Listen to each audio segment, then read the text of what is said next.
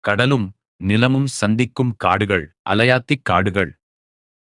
டெல்டாக்கள் பொங்கு முகங்கள் கடற்கழிமுகப் பகுதிகளில், அதாவது நிலமும் கடலும் சந்திக்கும் எல்லைப் பகுதிகளில் காணப்படுகின்றன. இவை அலைகளின் ஓதங்களின் ஆதிக்கத்துக்கு உள்ளாவதால் சதுப்பு நிலக் காடுகள் அல்லது டெல்டா காடுகள் எனவும் அழைக்கப்படுகின்றன.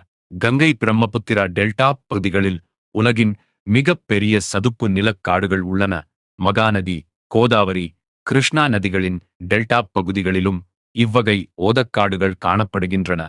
இவை மாங்குரோவ் காடுகள் என்றும் அழைக்கப்படுகின்றன. அலையாத்திக் காடுகள் ஏன் டெல்டாக்களிலேயே செழிக்கின்றன என்பதற்கு ஒரு எளிய விளக்கம் உண்டு. டெல்டா பகுதிகளில் ஆறு கொண்டு வரும் நன்னீரும் கடல் கொண்டு வரும் உவர் நீரும் கலக்கின்றன. இந்த கலப்பு உவர் நீர் சூழலில் வாழக்கூடிய தனிச்சிறப்புள்ள மரங்களே மாங்குரோவ்.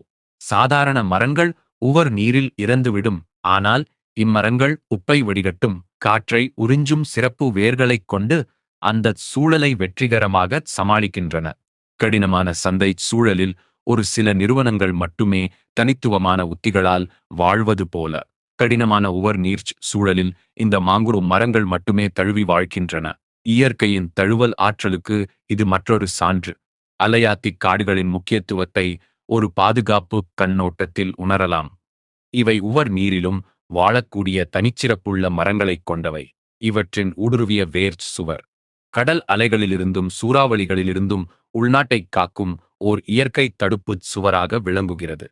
சுனாமி, புயல் போன்ற பேரர்களின் போது இந்த சதுப்புக் காடுகள் கடற்கரை மக்களை காத்த நிகழ்வுகள் பல.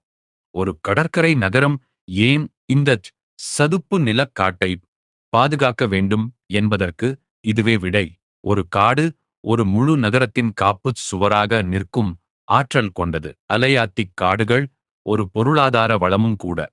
இவை இறால், நண்டு, மீன் போன்றவை இனப்பெருக்கம் செய்யும் தொட்டில்களாக விளங்குகின்றன. கடற்கரை மீனவர்களின் வாழ்வாதாரம் பெருமளவில் இந்த சதுப்பு நில உயிர் பெருக்கையே சார்ந்துள்ளது.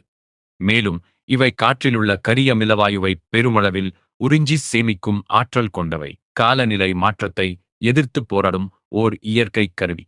ஆகவே சுந்தரவனம் போன்ற சதுப்பு நிலக் காடுகள் ஒரே நேரத்தில் பேரர் காவலாகவும் மீன்வளத் தொட்டிலாகவும் காலநிலை காப்பாகவும் அரிய உயிரினங்களின் புகலிடமாகவும் செயல்படுகின்றன. ஒரு காடு இத்தனை பணிகளை ஒருங்கே செய்வதால்தான் அதன் அழிவு ஒரு தேசத்துக்கு பல மடங்கு இழப்பாகிறது.